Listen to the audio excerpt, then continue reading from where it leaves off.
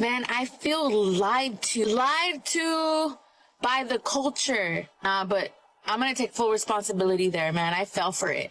I fell for the boss bitch, I could do everything by myself, that hyper independent bullshit. And I'm 31 now, and I still don't have kids. I still don't have a family. Tick tock, motherfucker.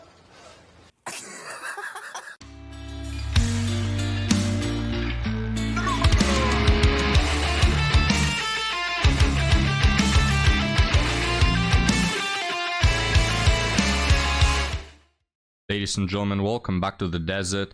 Today we'll be taking a look at a video, a compilation of women waiting for too long and no longer being able to have children. Some regret it, others scope the way out of it. So let's have a look, guys, as we're gonna get started with this one right here that has the oopsie daisy face. I was focused on trying to get after the bag and all this. Yo, what? I'm in a place now in my life where I'm reevaluating everything. My values, my perspectives, what I really want in the future. And what I really want is a family. I feel like social media or just everything around us, society in general, wants to push that the woman is the future. No, the family is the future. And her ends the TikTok with her reflecting. So I value her honesty. And you can think that women went from literally raising the next generation, probably one of the most important tasks in a society. They went from that, from having so many skills and influencing people, being strong. They moved from that to slaving under a manager, drinking boxed wine, having 7 cats, and, you know, feeding themselves like 45 pills a day to regulate the depression caused by their choices. So let me know what you think, guys. So when I was 43, I'd met my current partner and we wanted to have a family. I went off to the doctors and the GP. She took off her glasses, looked down at her notes and said, "You do know how old you are, don't you?" And I was like, yeah. And she said, that's not going to happen naturally. You'll have to go for IVF. We went for the IVF tests. I was told I had 0.7% chance of conceiving with my own egg. Oh, wow. Well, no wonder. You're starting to have a boyfriend or serious partner at 43. Guys, Ampu is a dog, and even he knows that that is too old, right? So I don't know what these women expect. Also, that doctor, guys, if you ask me, very, very patriarchal. He believes that the wall exists. What? We covered in yesterday's video or the other day before a woman that says that the wall doesn't exist, but this doctor believes it does. So very patriarchal there, not my type of person. But well, the universe, guys, is also very patriarchal. Nature is also very patriarchal. What do you mean that women have a certain age in which they can have children? Why can they have children up until their 90s? You know what I mean? God, nature, the universe, all very misogynistic, guys. But gentlemen, talking about misogynistic professionals, look no further than this one therapist that advises this woman that she should have kids. I have never felt more invalidated in my life than I had during a therapy session. If you're a close friend of mine, you know that I don't plan on having children. During my first session with this new therapist, the conversation of children came up, and I told her I didn't want to have kids, and she immediately started projecting onto me in the same way that 90% of women project onto me when I tell them I don't want to have kids. She goes, "Oh, you're going to change your mind. You're going to be so lonely when you get older. If you don't have kids, who's going to take care of you?" As if I haven't already been told this a million times. This nice lady just gave me some wine glasses. I told her I was really upset that she was invalidating me. She said, "Laura, I can tell the topic of kids is really What did you say, guys? That some woman gave her some wine glasses? She's already buying the starter pack of being a miserable woman in her 40s that presumably is very, very happy about the fact that she is single and childless, but yet cannot stop talking about it and talking about how all men suck, right? It's the starter pack of being miserable in your 40s. I told her I was really upset that she was invalidating me. She said, Laura, I can tell the topic of kids is really, really triggering for you, so I'll just stop bringing up kids. What's triggering for me is knowing that if I were to walk into this session telling you that I was pregnant with a little baby boy, you would be so excited for me. And it's triggering knowing that you can't be excited for me when I tell you that I don't plan on having kids. I told her that I was really What's there to be excited about? Oh, you don't want to have kids? Let's throw a party. You want to go the easy, hedonistic approach to life where you spend all your money only on yourself? Is that to be celebrated? Like, what are we going to celebrate? That you're going to slave under your manager for the rest of your days? That you're going to name your 7 cats silly names? That you're going to increase the stock market price of boxed wine? What are there to celebrate? That you're gonna pass away alone? Well, I hope that one vacation a year that you can afford in your little job is worth the while. really nervous about an upcoming observation I had at work. I'm a teacher. She goes, oh, what's there to be nervous about? You know, you're just the music teacher, so it's like chill, right? I go, what do you mean chill? Like, I don't have a master's degree, chill, and kids aren't learning real skills because it's music class, chill? Oh, wow. She has a master's degree, guys. Does that change the, you know, the thing for you, the equation? Now, most of you probably were thinking, I wouldn't touch this woman with a 10-foot pole. But now, guys, that you know that she has a master's degree, well, tell me how that changes things. Also, music classes. Look, guys, I appreciate all jobs, but I never learned anything in music class. I don't know about you. It's not for everybody. I don't think it's that necessary. I don't know. What do you think? Well, anyway, I have a new therapist now. Everything's fine. Even the And of course, she has to cope her way out of the situation. These women, presumably, guys, are so happy. They're so happy being single. Yet every time someone brings that up, they get all nervous about it and all butthurt about it. And they have to change the therapist. Well, the therapist just missed a massive red flag. Did she just dodge the bullet? I'm a 30-year-old woman who does not have children. Gasp. I don't want children. I am so perfectly happy, I promise. The other day, I was at a photo shoot full of other women, mothers, unbeknownst to me. Love that for them. Really, no judgment. Do you. We need you, in fact. But there was like a mean girl situation going on that I had never experienced before. They were all gathered amongst themselves, talking about how selfish our generation of women are who've decided to not have children, and how we don't have purpose, and how we will never experience love. They were going in, and I'm just sitting over there drinking my cup of whiskey, minding. These women, guys, that are talking about this, they're very true. Like, applause to them. That's just the case. Like, women nowadays, it all comes from a point of selfishness. Oh, but the economy is not good for kids. Do you know how many thousands of dollars? No, it's not the economy. First off, if you're married, it's usually the man who does most of the expenses. So don't talk about the economy. It's not politics. It's not the economy. It's not society. Oh, nowadays it's normal to start to have children after 35. No, it's not. So forget all those coping mechanisms. It all comes from a point of selfishness. They just don't want to care about anyone other than themselves. And if women in the past had the same attitude, guys, probably by this point we'll be extinct already. Never experience love. They were going in, and I'm just sitting over there drinking my cup of whiskey, minding my own business, crickets, super awkward, because I knew that eventually, hopefully, they would have a little bit of social awareness and look over and be like, oh, there's another lady friend, and ask me about my non-existent children. They did. They were like, oh, how old are your kids? First of all, bold assumption. I just said no. Yeah, no, I don't have any. Are you kidding me? They went in so hard, and I'm just sitting there like, yeah, no, I'm good. I really am good, you guys. I spent the last decade of my life traveling. I just spent 3 years living on a beach in Mexico. The things that I've done, I would not have been able to do had I had kids. Again, selfishness, right?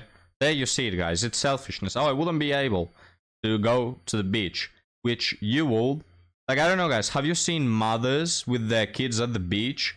You know, have you seen this phenomenon that according to this woman is very rare to probably non-existent? Because I've seen full families on vacations. There's no problem there. Also, having kids is an adventure on itself. Probably one that is going to be tenfold more exciting than any travel destination you can go. Okay, your little travel destinations to places where billions of people have already been and are extremely overpriced, right? They're really not that great. Let me tell you, you're not Indiana Jones exploring some Aztec temples. Yeah, you're going to the most common travel destinations that billions of people have went to. Not really that much of an experience. Anyway, we wrap it up. I don't say anything. I don't really care, honestly. As I'm leaving, they said, call us if you ever decide to be a mom. What? So this woman, and again, you see the cope, right? She says, I don't care that much. You care enough to make a video talking about it. So, I don't know, guys. It seems like she cares, pretty much. And also, the fact that she was third wheeling, like all these other women who are actually doing things with their life that benefit other people, is crazy. You know, oftentimes, guys, you're remembered in life not so much by the things you do, but by the things you do for others. You know, because other people remember you for them. People won't remember your trip to Mexico, to the beaches of Mexico. People won't remember that you got a promotion in your shitty office job. All right. If you had kids, they will remember you for something. Who exactly will remember you? Your cats won't. All right. If you're not the level of Einstein or Nikola Tesla and you've done something for the whole humanity, if you're not that, probably no one will remember you 5 years after you pass away. All right. So I don't know. Is that the life that you want? A life that you serve yourself all day, all the time?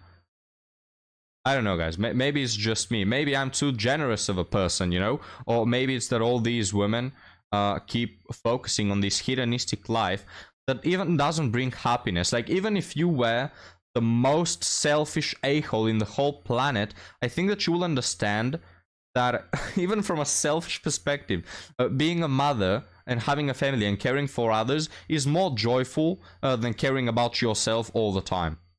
But now, gentlemen, let's move on to our article story. And this one is one very telling. Are dating apps terrible for the average man today? And what do you think, guys? I am 34 and recently out of a 12-year-long relationship. So this is why this guy doesn't know that they're absolutely terrible. Because otherwise he will by now. I started loading up some dating apps and seem to be doing terribly on them. I'm not getting a ton of matches, and the ones I do match seem to use very low effort replies. One or a couple of words replies, which makes it impossible to even attempt to have a conversation. Oh yeah, a classic. Because these women, they're not there to meet someone. They're like fishing, you know. Oh, if I get a chat, I'll spread my legs. But if I don't, I'll just farm some attention. That's why they're there. That's why they give the one-word replies. They don't want to date you, they know that for sure, but they don't want to lose you either, because you're a source of attention. This is why, guys, monetize and value your attention. It's not a resource you should be giving out for free. The guy continues, I'm not a millionaire, but have a decent job. I am financially secure, own a home. Are you 6'10" though? Oh, here he actually says, I'm not short, but not tall either, 5'10". Oops, sorry, you're a second tier man, second division for you. You're not an Ubermensch, you know what I'm talking about? You're not an alpha male, you're some beta man, you're 5'10", ew. I got a nick, is how women will reply. So, sorry. He has a lean but physically fit body because I work out several times a week, plus have a good diet. Men, women don't care. Like, I applaud you, you have a decent job, you have your own home, you work out, you put effort into yourself, but these slightly overweight women who've never hit the gym just don't find you to be decent, to be better than the rest. You know what I mean, guys? And most of you probably, guys, most of you are probably financially secure and you look good, you hit the gym, you're good, all right? You're just not better than. You're not the best. You know what I mean? So it doesn't cut it. it's not about the quality of life that you can provide. It's not about your personality. It's about, do you make the 20%? That's it. If all guys were to start pulling the 6-digit salaries, then that will become the average, and women will move on to 7-digit salaries. You know what I mean, guys? Again, it's not about the quality of life that you can provide. It's about, are you better than all these other millions of people that they have access to? Also, there are a lot of attractive people, guys, but what are the odds, right? What are the odds that all of them are my subscribers? You know, like, every subscriber I have is so attractive. Just what are the odds, statistically speaking? But anyway, I continue. I even posted on the Am I Ugly, Brutally Honest, and the Am I Ugly subreddits, and the consensus on both is I am around a 6 out of 10 in appearance. A little bit, but not a lot above average appearance. Well, there you see it, guys. This is why he has no success. Again, 20%. If you are 10 out of 10, very successful. 9 out of 10, very successful. 8 out of 10, you're pushing the limit a bit, but you're successful. 7 out of 10, you're really on the line, alright? 7 out of 10, you're very on the line, probably not very successful, but you may have some options. Anything beneath 7 is, sorry, you're doomed, sorry. You know? I'm also a very personable guy that does sales work, so socializing and interacting with people is a skill of mine, so I'm not socially awkward or coming off as a weirdo. Are dating apps a complete waste of time for average guys today, or am I just doing something wrong? Well, there you have, guys. This is a man that started seriously dating at 22, which is a very good age, and he spent his time in a 12-year relationship. Now, what do you bet that it's the woman that cut it off? Of course, there's no doubt about that. So this is a serious man. He hasn't been messing around, you know. But even isn't 5'10" like above average? Isn't the average 5'8", or am I remembering this wrong? But I think that 5'10" is even, you know, above average in terms of height.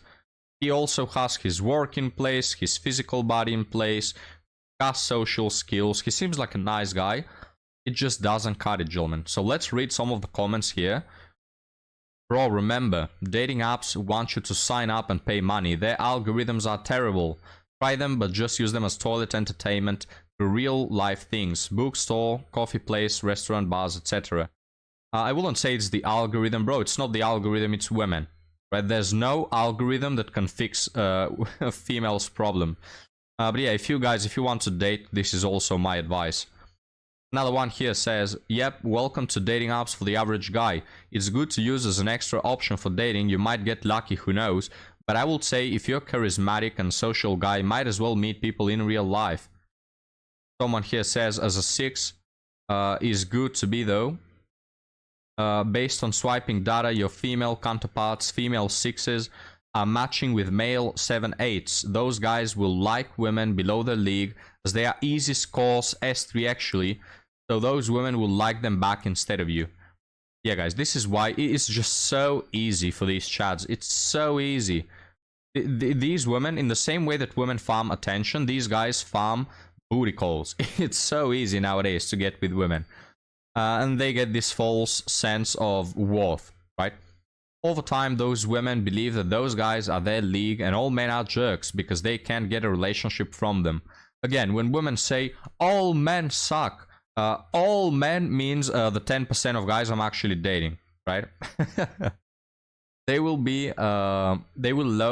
lower their look standards to be more realistic as they have become accustomed to better looking men. That's absolutely the case, guys. And one last comment we'll read here. Too long didn't read. Yada yada will actually read it.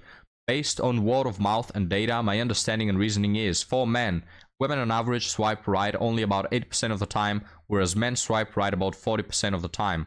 Moreover, there have been studies where they found that women rate majority of men as below average in terms of attractiveness, consistent with the swipe ratio. Lastly, from what I remember, they also found that the number of male to female ratio in dating apps is 3:1 approximately. Is that true, guys?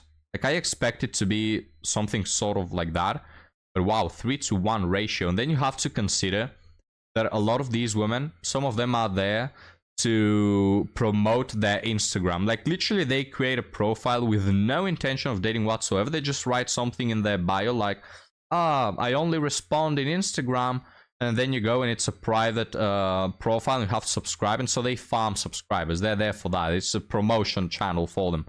Then you have the women who again have no plans to date. They just want attention. It's literally what they're there for, you know, to receive attention from guys.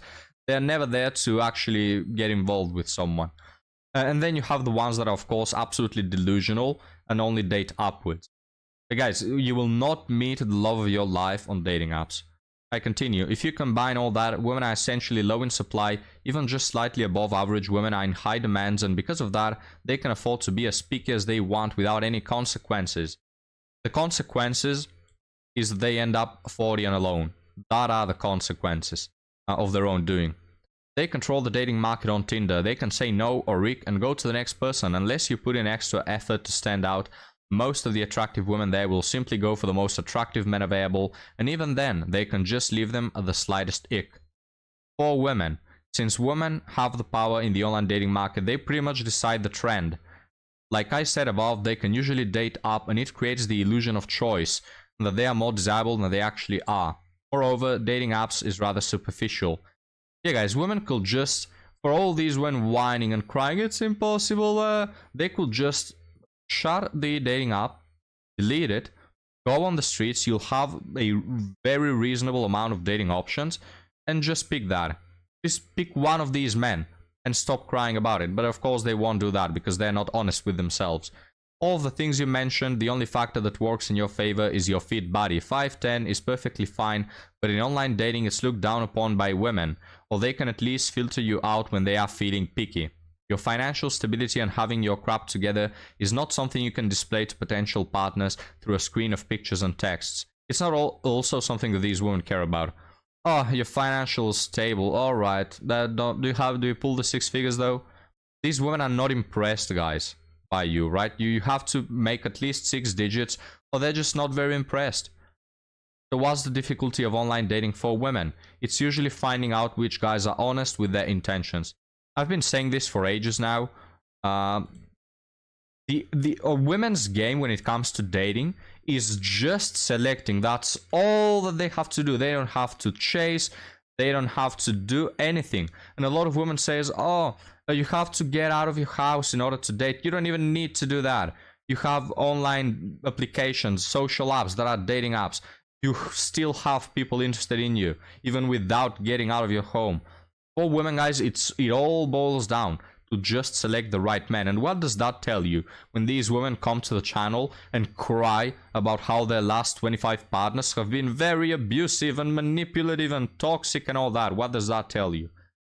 It's the same exact reason why if you lurk around this subreddit, you'll find constant posts about men being a-holes and using women for S3X. They are generally men with options who only want S3X but lie and manipulate the women they believe they are after a relationship. They don't even lie, guys, and they don't even manipulate. A lot of these women, they manipulate themselves into believing that this other guy cares. Like these men, in a lot of the times, they're not doing anything because they're not required to. They don't want to spend the mental energy it takes to lie and do these schemes. No, they just not mention relationships. Women don't as well. They spread their legs. It's all nice and easy. And then at some point, these women ask the question of, what are we? And then the guy responds, I'm not interested in you, never have been. These men are very honest. These small percentages of men essentially control the dating market too, low in supply and high in demand. Well, gentlemen, we'll end the Reddit story there. A bit of a longer article story, but I just want to read these guys because I'm happy to see that all of these men that we just read, they're probably not red-pilled, and they probably have never watched Manosphere content, right? But the red pill at this point has become mainstream. It's just, you have to be blind not to pick up on this, all right? You have to put a blindfold on yourself to not realize that this is how dating works. And everybody knows this, right? And this is why more and more men are pulling out of dating, guys, and the entire system will crash. These women are left only with the chads that pump and dump them, and with the simps And this is why we have an epidemic of single women, because the chads don't actually want to commit to them. They know that they're not a serious dating prospect, and the simps, they're just not valued by women. So the whole system will crash, gentlemen, and we'll probably witness it in the next few years. But gentlemen, what are your thoughts? Leave them down below, and I'll see you next time. Have a good one.